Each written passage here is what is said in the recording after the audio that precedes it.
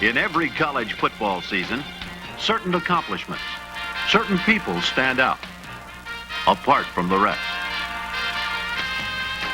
In 1976, it was this man, Tony Dorsett, running more and faster and farther than anyone before him.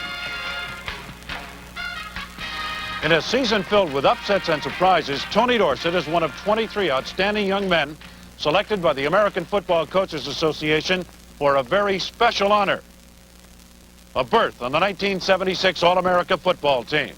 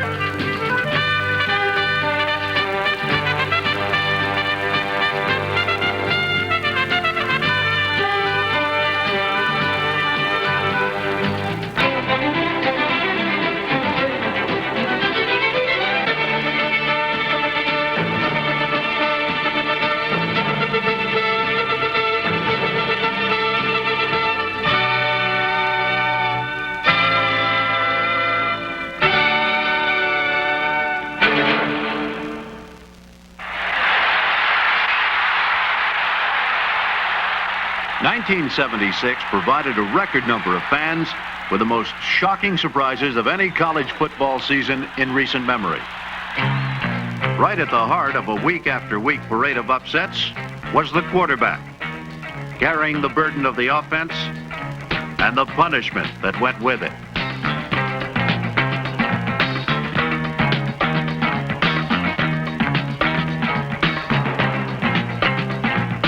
Running more than ever before, he utilized every tool at his command to punch out another victory.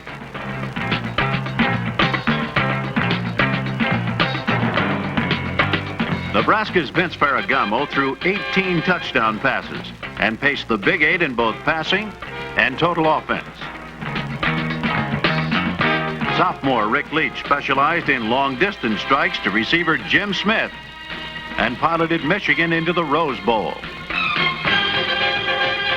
In his very first start, Missouri's Pete Woods engineered a major upset of Ohio State and then came back to lead the Tigers over Nebraska. For their choice as the nation's best from an excellent field of quarterbacks, the coaches looked to the Southwest and Rice's Tommy Kramer. All this rifle-armed senior did was average 24 pass completions a game. Nobody was even close to that. For 2 years, Kramer topped the Southwest Conference in passing and total offense. And in 1976, he led the country in passing and total offense. Tommy Kramer of Rice, a thoroughbred thrower and this year's All-America quarterback.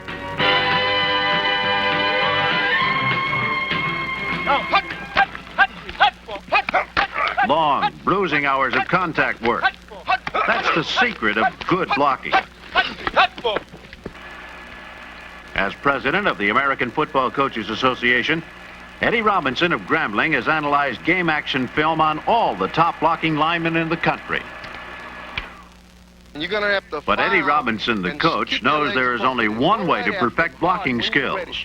Let's go right here on the practice field. That's the time. That's the time. You stay here, son. Oh, blocking like girl. All right, get yourself together. When you hit him, keep driving now. Keep driving and turn him. Keep driving. That's the time. Move him. Give him. Among active coaches, only Bear Bryant of Alabama has won more games than Grambling's Eddie Robinson. Technique is so important in blocking. Each young man we have selected for the All-America offensive line has spent hundreds of hours on the practice field, and it pays off on Saturdays. You can't miss them.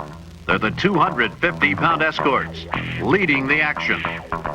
Their reward is pride in a job well done. According to the coaches, Oklahoma State's Darrell Goforth is the best blocking center in college football. At Kentucky, Warren Bryant won all Southeastern Conference honors 3 years in a row and is now an All-America. Ohio State's junior Chris Ward and Georgia senior Joel Parrish were also outstanding. The biggest of them all was Oklahoma's 280-pound Mike Vaughn. These men carried the lessons they learned from the practice field onto the playing field and are the top offensive linemen in America. While the blocker labors in relative obscurity, the receiver performs at center stage. His every move a skillful ballet.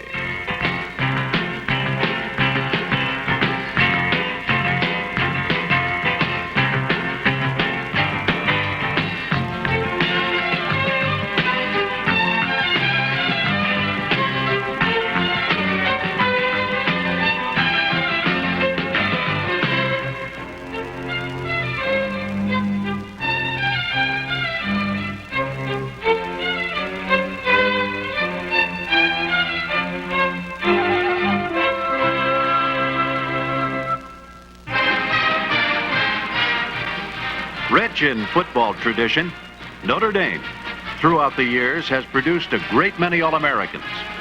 The latest is 6'4", 250-pound tight end Ken McAfee.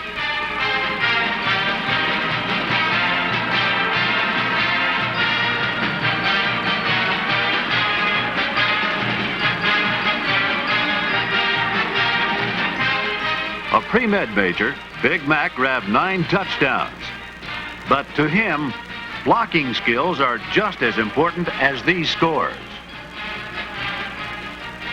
I think that every touchdown I score is probably a big play for me. I think that's only natural with any receiver or any back or anyone that scores. My primary concern is blocking in our offensive scheme, and I think being a blocker becomes more prevalent. If I can get a good block on a specific play and spring a back loose for a touchdown or a long run or something, I can get as much pleasure out of doing that as I do catching a touchdown pass. Blocking and hauling in those clutch catches have made junior Ken McAfee the premier tight end in college football. From a brilliant group of split ends, the coaches selected Tennessee's Larry Severs. A 6'4" senior from Clinton, Tennessee, who holds all of the Volunteers' career records, Larry Severs had the knack of making hard catches look easy. Deceptively easy.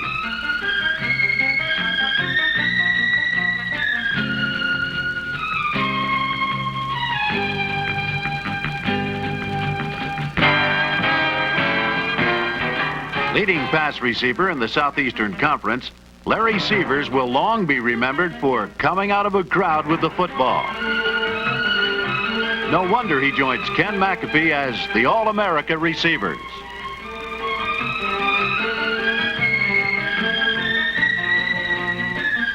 The blockers, the tacklers, the receivers, all specialists at their particular job. But up to 1945, a football player played both ends. He played on offense and he played on defense. He ran, he tackled, he passed. Army in 1945 was the #1 football team in America, averaging 50 to 60 points a game with All-Americans Doc Blanchard and Glenn Davis. So Fritz Chrysler, head football coach at Michigan, decided in his game with the Army he would try something.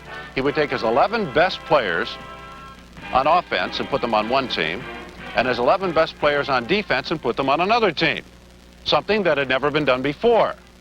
But it didn't help. Army won the game anyway. But what was born out of that was the greatest innovation in college football in the last quarter century: 2-platoon football.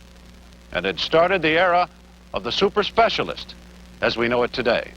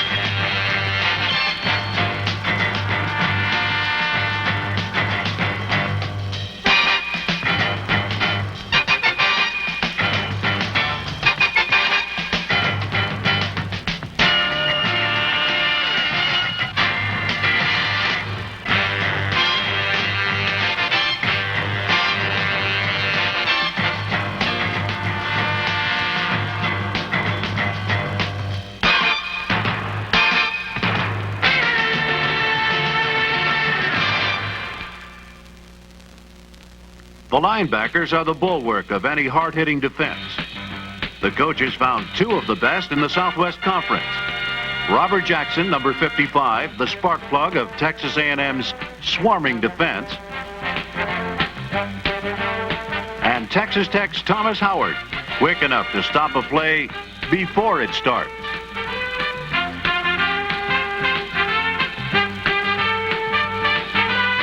Dave Butterfield of Nebraska was the coach's choice for a position in the defensive backfield, as was Gary Green of Baylor.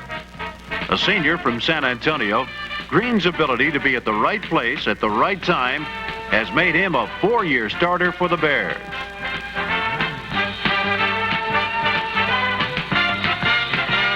Oscar Edwards was the mainstay of UCLA's secondary, while Wake Forest's Bill Armstrong, a solid tackler, was at his best picking off enemy passes.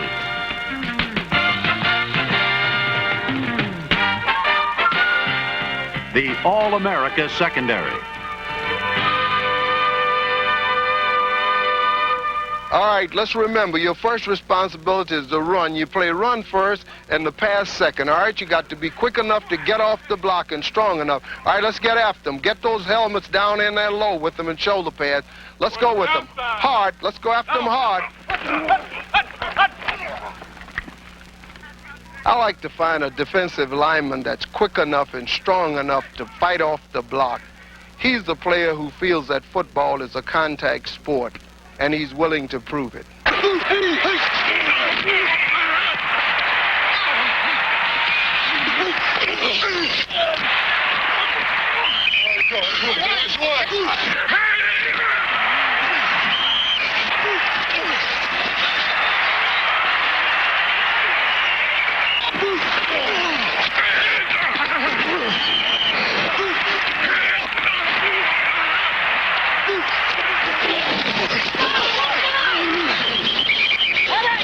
To capture the sights and sounds of college football at its best, All-America cameramen fly thousands of miles every week and shoot millions of feet of film. A typical trip might take the cameraman to Columbus, Ohio to focus on the coach's choice at a defensive end spot.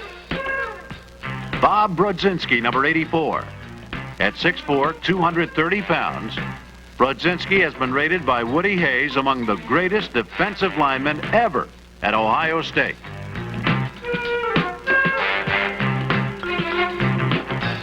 This is Wilson Whitley, University of Houston senior, majoring in hotel and restaurant management. And this is Wilson Whitley, Cougar football player. Whitley's aggressive play sparked Houston to the top spot in the Southwest Conference, winning the coveted Cotton Bowl berth, and made the Cougars the surprise team of 1976.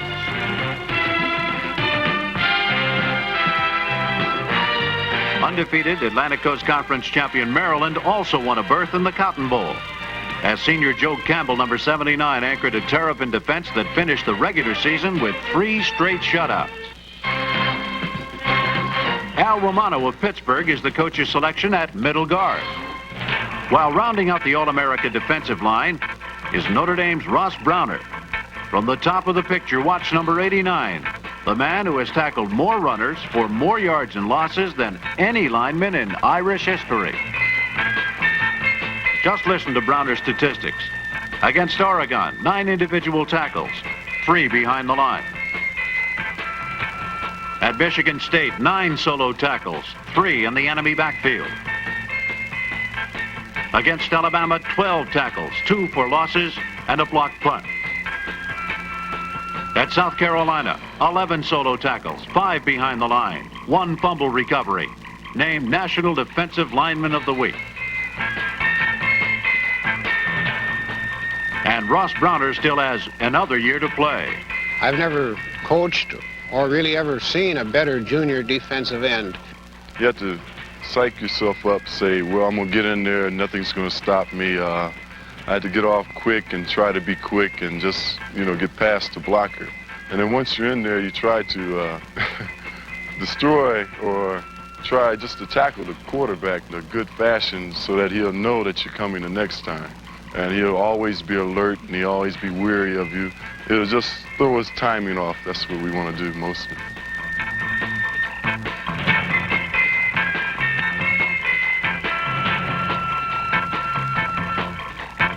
One of three brothers who start for the Fighting Irish, Ross Browner, seems destined to rank among the finest ever to play at Notre Dame.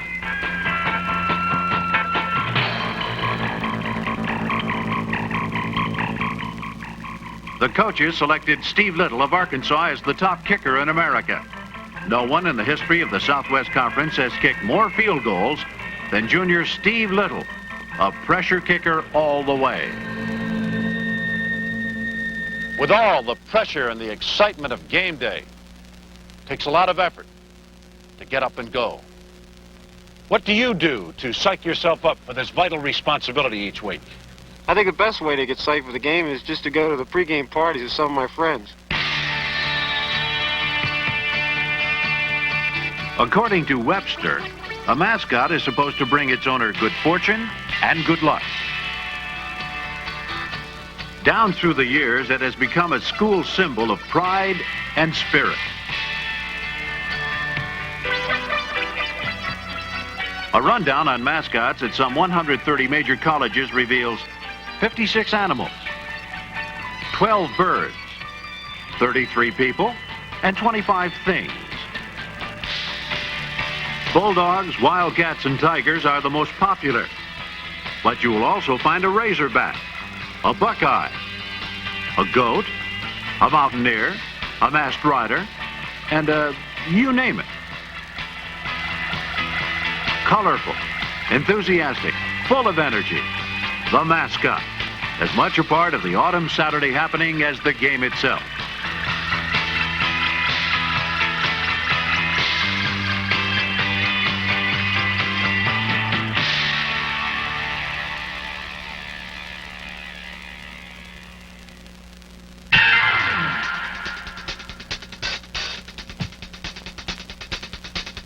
More rushing records were broken in 1976 than in any other college football season. Truly, it was an extraordinary year for runners.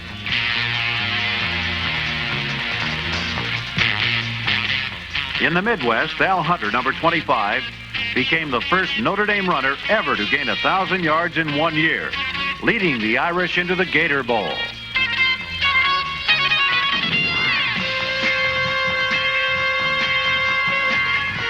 Also out of the Midwest came the coach's selection for the All-America fullback, Rob Lytle of Michigan, the top all-time ground gainer at Ann Arbor, eclipsing the marks of Tom Harmon and other Wolverine greats.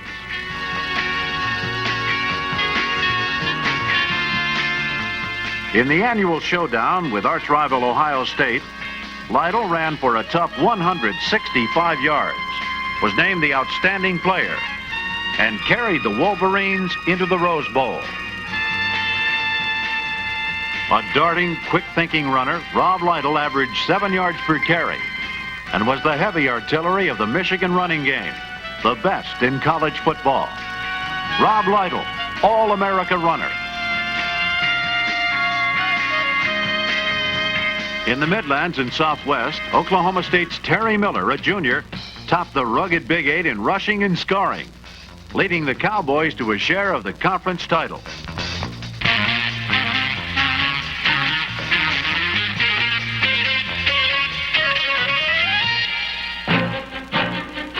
In the far west, a repeat choice for the coach's All-America backfield was Ricky Bell.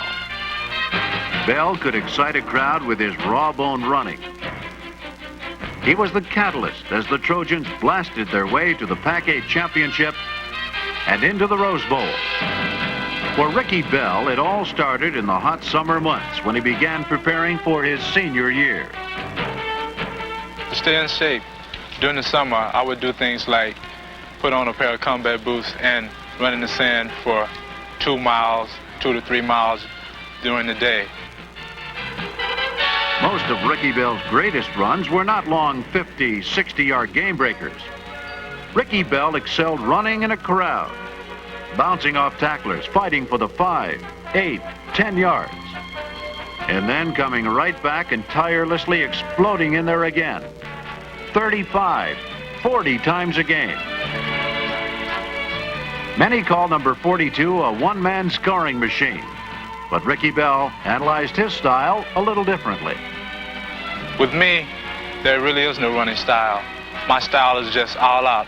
I don't know what I'm doing when I run the ball. I only see myself doing it when I look at the films the next day. Taking his rightful place among USC's all-time greats, All-America runner Ricky Bell.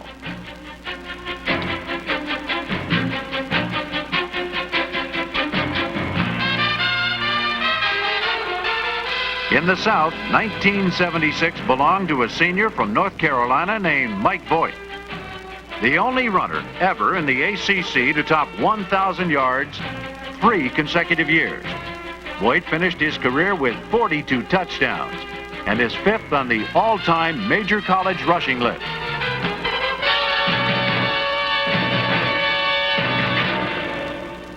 In the East, pretty girls weren't the only object of a cameraman's attention. At the University of Pittsburgh, Tony Dorsett became a household name to football fans of all ages. Visits like this with a group of inquisitive 5th graders are very much a part of the experience that is college football. How come they don't put college football players on football cards? Well, I don't know, I think maybe we're not good enough yet, Who's your worst enemy in football? Who's my worst enemy? Any defensive team I play is my worst enemy. Would they make me go to bed early? We have to go to bed early on Friday nights. You saw me break the record? Yeah. Were you there? On TV. On TV? Yeah. Was it exciting? Yeah. I haven't had any real serious injuries, but I tell you, I've been banged up pretty bad, Looks like you had a little accident. Your kitty cat scratch you? How much do you study, for school during the football season? I do try to put as much time as I can, whenever I can, into my studies because, I can't play football forever and I need something to do after football. In 1976, Tony Dorsett set 11 NCAA records and became college football's all-time leading ground gainer. Coach Johnny Majors explains the strategy that made Dorsett the first runner ever to gain 6,000 yards. One of Tony's favorite plays, and quite likely the favorite play that he ran and we liked to give him the ball on, was the option at 9 play. If things went right and the end took the quarterback, then the fullback led downfield on the strong side safety, blocking him. At the last second, the quarterback would pitch the ball back to Tony. He would turn up behind his lead blocker, our fullback, and would run for daylight. The most memorable play that I can remember that Tony scored on this play was his famous touchdown run against Navy that broke Archie Griffith's all-time NCAA record. They took the ball. We came off the line of scrimmage well. Our quarterback came down the line. He pitched to Tony. And when Tony turned the corner, I said, uh-oh, something's going to happen exciting. He turned upfield. We had a couple of missed blocks, but Tony made both defenders miss him. He broke their tackles, went in the end zone on a 32-yard run, which was one of the most dramatic plays and dramatic moments in college football history, and certainly since I've been watching the game.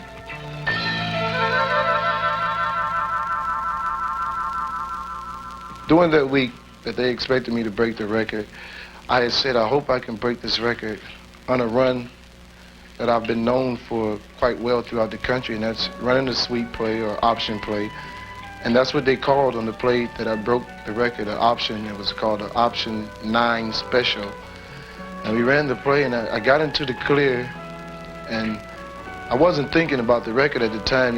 When I'm out there, there's 11 guys out there trying to hit me, and I try to avoid all that contact because it hurts,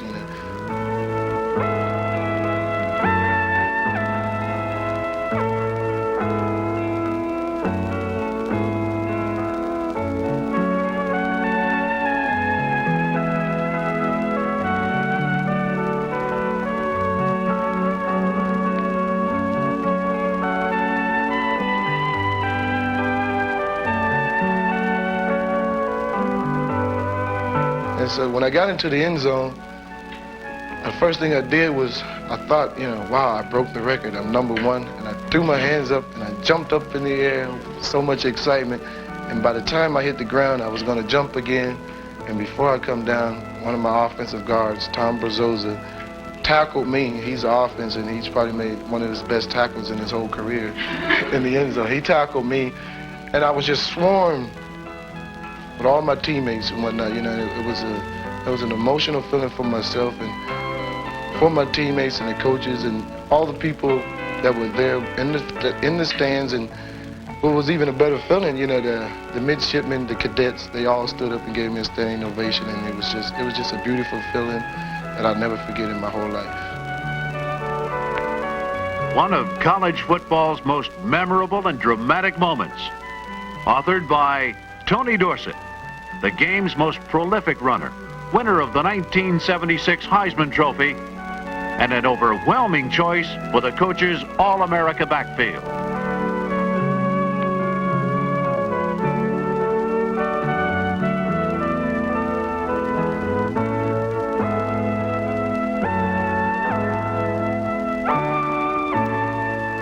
And that's the 1976 All-America football team. Those are the best college football players in America. To them and the thousands of others who play the game, there's so much more to be gained. The values, the judgments, friendships that are made that last far beyond the last snap of the football.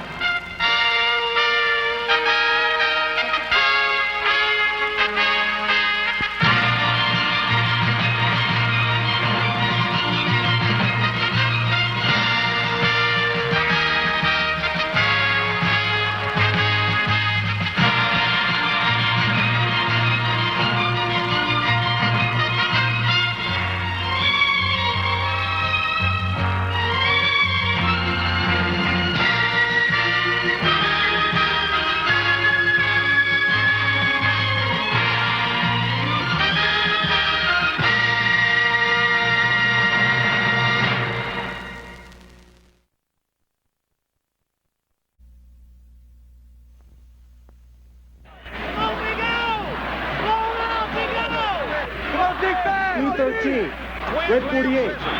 Set. First down. Throw a pass to Campbell. He dodges the tackler 30, 25, 20, 15, 10, 5. Tripped up, lunging toward the goal line and stopped on the 1-yard line. In 1977, more than 12,000 young men took part in some 1,500 major college football games. Leading it up distance is going to score.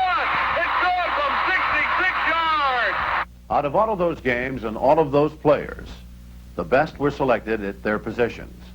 They are called All-Americans, and those young men now selected join the most famous names in the history of college football. They are part of a tradition originated by Yale coach Walter Camp that has continued uninterrupted for 88 years.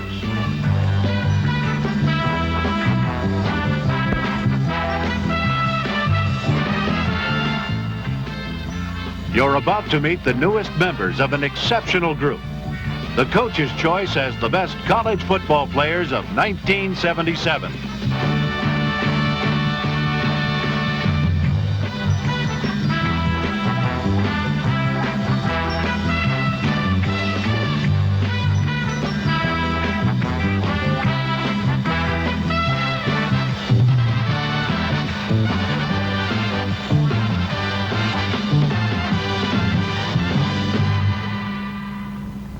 I'm Ben Martin, head football coach at the Air Force Academy and currently serving as president of the American Football Coaches Association. You know, when I was a kid playing football, I always dreamed of making the All-America team, for it's an honor that will stay with you for a lifetime. And now we have the pleasure to present to you the selections for the 1977 Coaches All-America football team. 1977 was a demanding and often punishing year on college quarterbacks. When they were healthy, they were brilliant. Through 4 games, Gifford Nielsen of Brigham Young fired footballs at a record-setting pace until an injury ended his season. Guy Benjamin of Stanford did remain healthy and led the nation in passing. Purdue's freshman Mark Herman, top Big Ten passers and staked a claim on future All-America honors. Junior Thomas Lott of Oklahoma typified the running quarterback of 1977. In 4 separate games, Lott gained more than 100 yards rushing and scored 12 touchdowns, leading Oklahoma to the coveted Big 8 title. However, the coaches were most impressed with a Pittsburgh senior named Matt Cavanaugh. A tough, bone-hard competitor, Cavanaugh guided Pitt to a national championship in 1976. In his first outing of 1977, he was injured on this scoring pass against Notre Dame. Doctors feared Cavanaugh's season was over. But 3 games later, with a cast on his left wrist, the gritty quarterback returned to the game he loved. The leading touchdown passer in Pitt history. A young man who wouldn't give up is the top quarterback of 1977, Matt Cavanaugh of Pittsburgh. Part of the exciting, unpredictable nature of college football is the abundance of daring, agile, quick-thinking quarterbacks whose strong arms are aided by a group of receivers who believe they own everything thrown their way.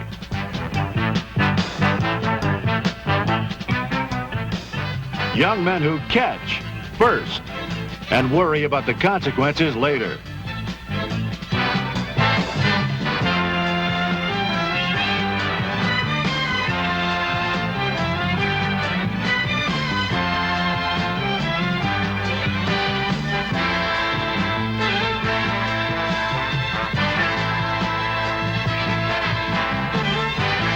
To find a receiver who could literally perform miracles on the football field, the coaches looked to the Crimson Tide of Alabama.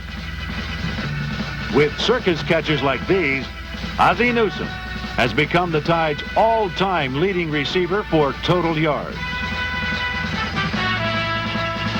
Outstanding in so many ways, Newsome, according to Coach Bear Bryant, is the best athlete to play at Alabama since Joe Namath.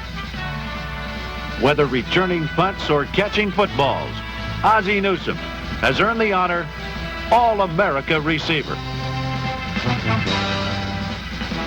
At Arizona State, they never run out of footballs for John Jefferson to catch. All the way to J.J. was a Sun Devil favorite. His patterns were careful calculations guaranteed to frustrate even the most disciplined defenders, making John Jefferson an All-America flanker.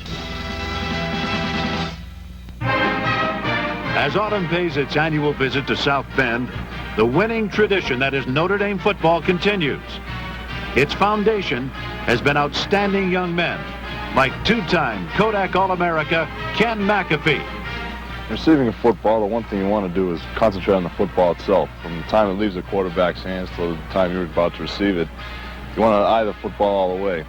One thing that comes to my mind, of course, when you're going to receive a ball that's coming directly at you is to form a V with your hands. So when you catch the ball, it'll come in as a cushion. And this cushion will absorb the ball much more readily than if you just held your hands stiff. To have your arms and your hands work as one unit. Try to bring the ball up and down and use it as a cushion. After you receive the ball, of course, you want to tuck it away, using one hand to do so against your body while bringing the other hand around the edge of the ball.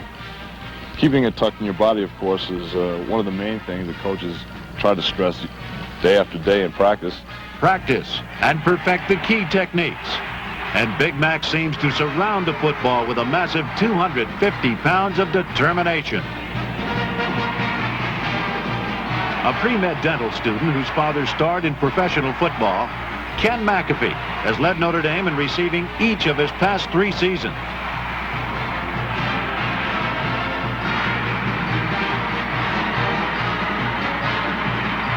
Big Ken McAfee, a solid choice as an All-America receiver.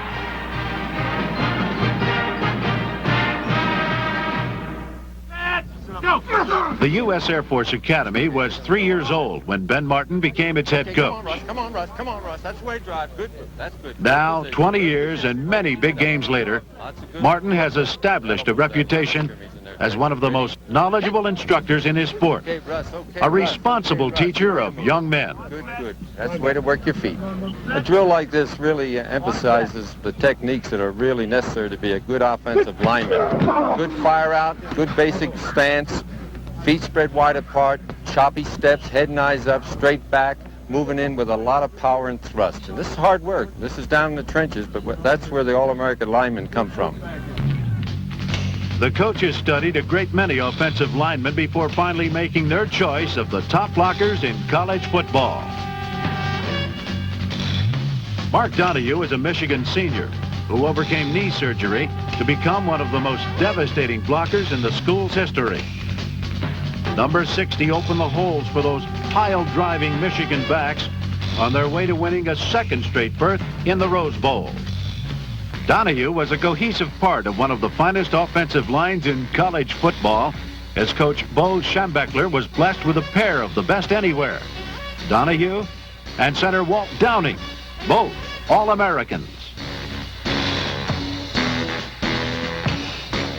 Dan Irons of Texas Tech possessed the speed and skill to throw those key downfield blocks that often led to touchdowns.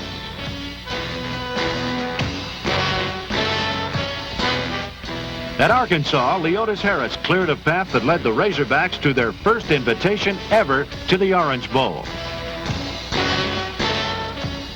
While Ohio Stadium has seen many great blockers over the years, it has been host to none better than Chris Ward, according to veteran coach Woody Hayes. We feel that Chris Ward is the best tackle in the country. We haven't seen any in any of our films that measure up to him. He's a great blocker on the running plays. He's great on pass protection, excellent footwork. He weighs 265 and is extremely agile. We've had great tackles here at Ohio State. There haven't been any that would rate any higher than Chris Ward.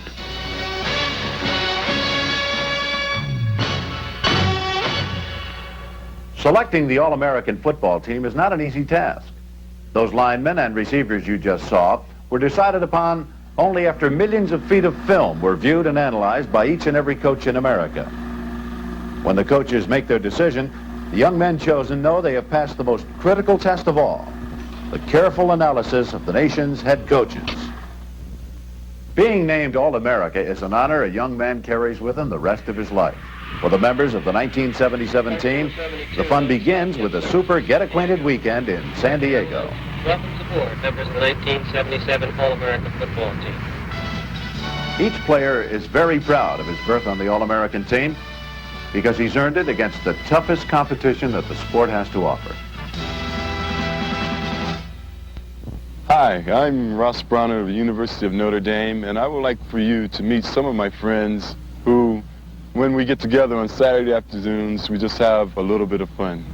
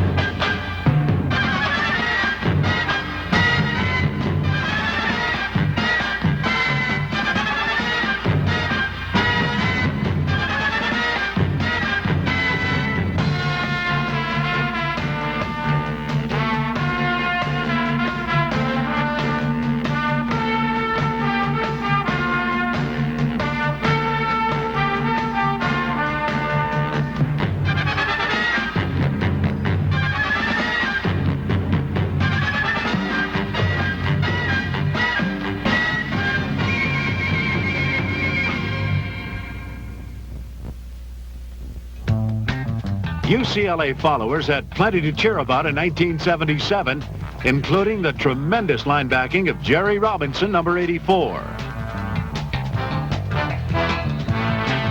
Robinson is a junior whose quickness and stand-em-up tackles made him one of the nation's premier linebackers. Alongside Robinson, the coaches named 220-pound senior Lucius Sanford. Sanford was a four-year starter for Georgia Tech. At Kansas State, the pregame pep rally sets the colorful mood that is so much a part of college football. Spirit like this on college campuses across the nation generates enthusiasm for a great game, while Kansas State linebacker Gary Spaney generates his own kind of enthusiasm with aggressive, hard-nosed football. You have to get aggressive. You have to know you're going in there to hit and attack. I mean, you have to get that in your mind, and you have to get after people. Gary Spaney led the Big Eight in total tackles, a performance that clinched him a spot as an All-America linebacker.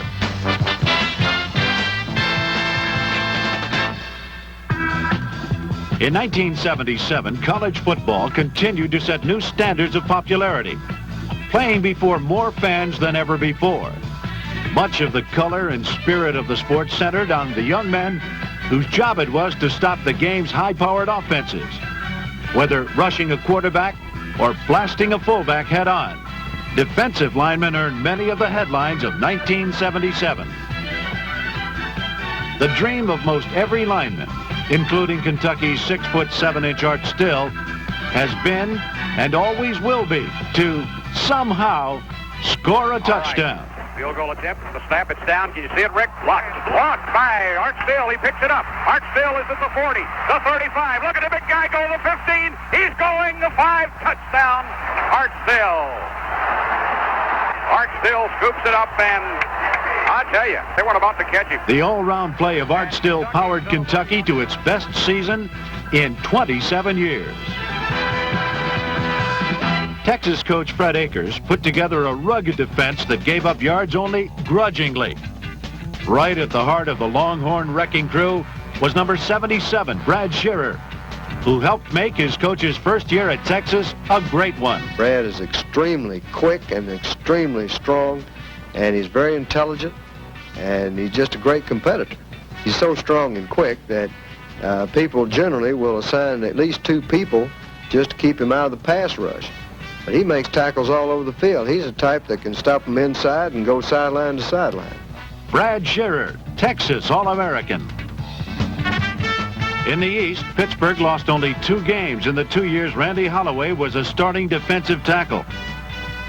A hungry Panther, Holloway roamed the field to find his prey. Number 70 clogged the middle and frustrated enemy quarterbacks. Randy Holloway was Pittsburgh's tower of tackling. Ohio State won a share of the Big Ten title with number 55, Aaron Brown, anchoring the midsection of the rugged Buckeye defense. Notre Dame fans live and die with the fortunes of their Fighting Irish, and in 1977 they had a lot of living to do. One reason, 2-time Kodak All-America Ross Browner. This year has been pretty exciting for me because, you know, it's been a great challenge coming off of a great year last year and then coming out again this year. A lot of teams are starting to double team and triple team me, and so fighting 2 or 3 blockers every time I start a pass rush and then defeating them and then getting to the quarterback really helps out our defensive effort. And then plus, if I don't get in on the pass rush, then some of my other partners will. Over the years, Ross Browner has tackled more runners behind the line of scrimmage for more yards and losses than any player in Notre Dame history.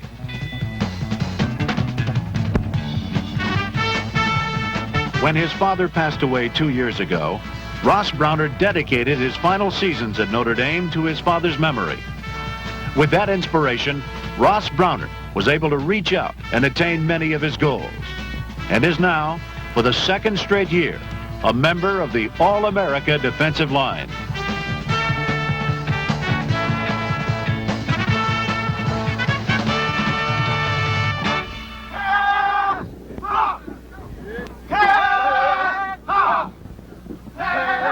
Football players who do their thing in a secondary on defense have to perform a lot of techniques that are very unnatural. In this sort of a training drill, they learn how to back up, go sideways while they're backing up, recover to drive on the football when it's in the air. And that's what we look for when we coaches are trying to select those who will be All-America defensive backfield men. A lot of agility, a lot of intensity, the mobility to go in any direction, and when the ball's in the air, it belongs to them. Dennis Thurman specialized in the big play, always looking for that little advantage that can turn a game around. Alert play like this helped the coaches select Southern California's Dennis Thurman for a spot in the All-America secondary. In 5 years at Oklahoma, Coach Barry Switzer has won 51 games.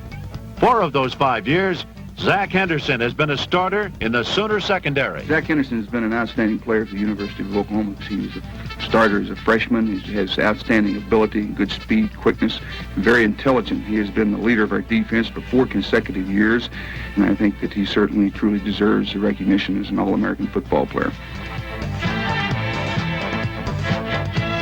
When Notre Dame put on its green jerseys for the first time in 14 years, the Irish upset highly ranked Southern Cal with defensive pressure by Ross Browner up front and the daring of cornerback Luther Bradley, both Kodak All-Americans. I think the best defensive backs are the daring defensive backs. You know, they're willing to take the chances. And during the course of the game, you know, I do, you know, let myself go every now and then, you know, and take the chance. And, you know, maybe I'll be lucky enough to get that one. It depends on, you know, the atmosphere and how close the game is, and of course, how daring I'll be. No one at Notre Dame has intercepted more passes in a career than All-American Luther Bradley.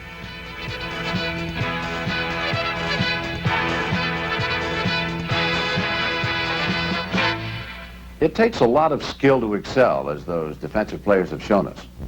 But college football is also a showcase of human emotion, competition, and excitement. The ear-shattering drama of spirit and strategy. And it can be found on any one of 100 campuses on an autumn Saturday.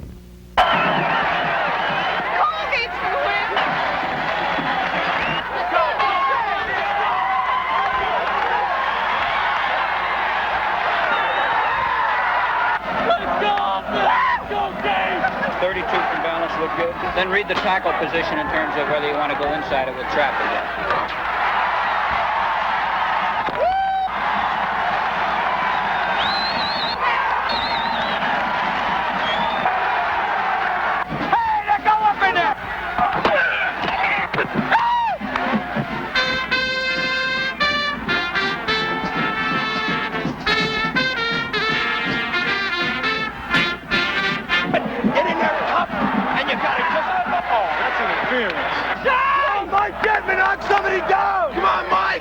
Little play action pass.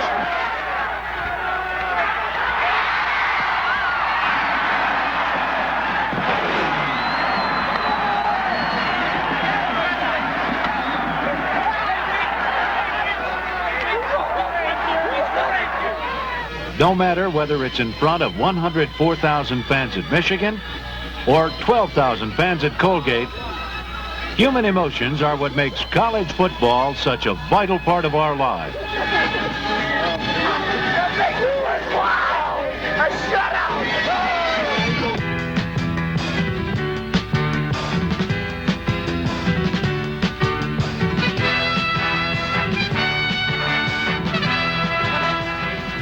Most people, coaches and fans alike, know a lot about the running backs because they're the glamour guys in the game of college football. Of course, we look for someone with explosive speed, with real good body position to make that tough yardage in the crowd. We like people with natural skills to evade the defenders so that they find that opening, run the daylight, so to speak. They also have to be able to block for their other buddies in the running back category. And more often than not, they have to be good pass receivers coming out of that backfield. So your running backs are a very versatile group. 3 runners dominated the coaches' voting in this 108th year of college football. Louisiana State fans have their own version of Alexander the Great. He's Charles Alexander. And according to Tiger fans, he's a combination Jimmy Taylor and Billy Cannon. One coach described him this way: when you watch him, it looks like he's running downhill. The original Alexander the Great conquered countries, while his southern namesake is content to be the most prolific single-season runner in the history of the Southeastern Conference. To LSU fans, he is simply the great Charles Alexander. The Cowboys of Oklahoma State are proud of the record-shattering exploits of Terry Miller.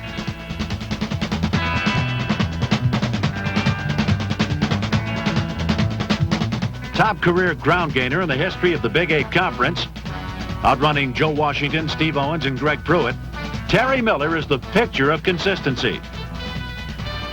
He is the only runner ever in the Big 8 to gain 1,000 yards 3 consecutive seasons. And he finished 1977 with an amazing 19 straight games gaining over 100 yards.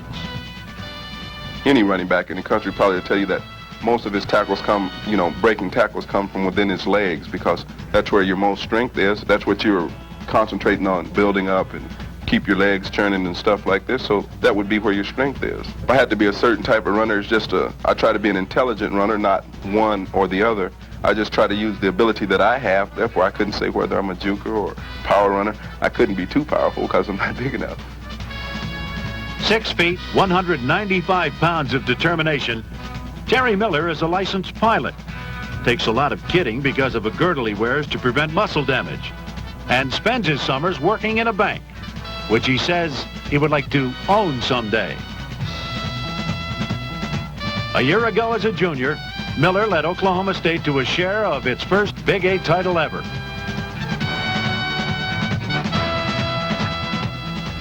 Every time he touched the ball, it was an adventure, a happening, a showstopper.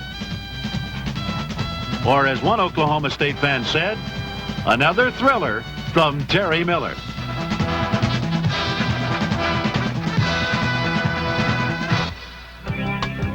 In their drive for number 1, the Texas Longhorns faced crucial battles week after week, led by powerful Earl Campbell.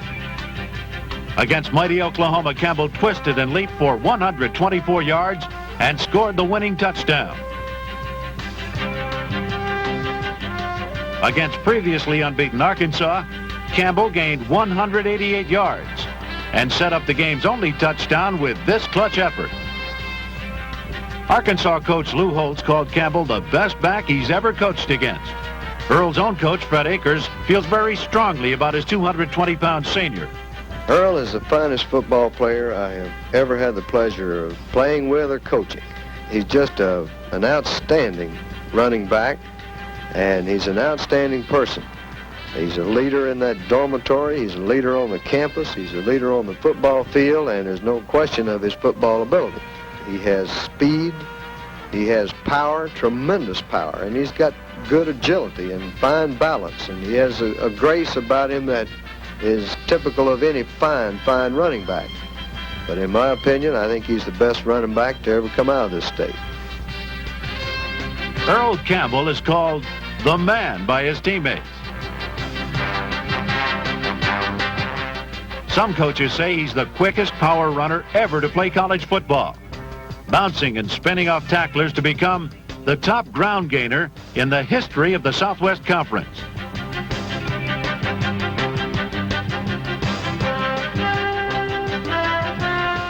An overwhelming choice for the coach's All-America backfield, Earl Campbell of Southwest Conference champion Texas.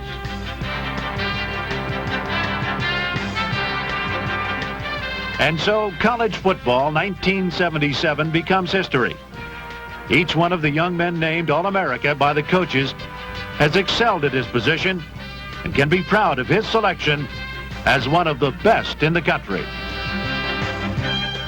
Our thanks to Eastman Kodak for making this film possible, and to you fans for making it a great season of college football.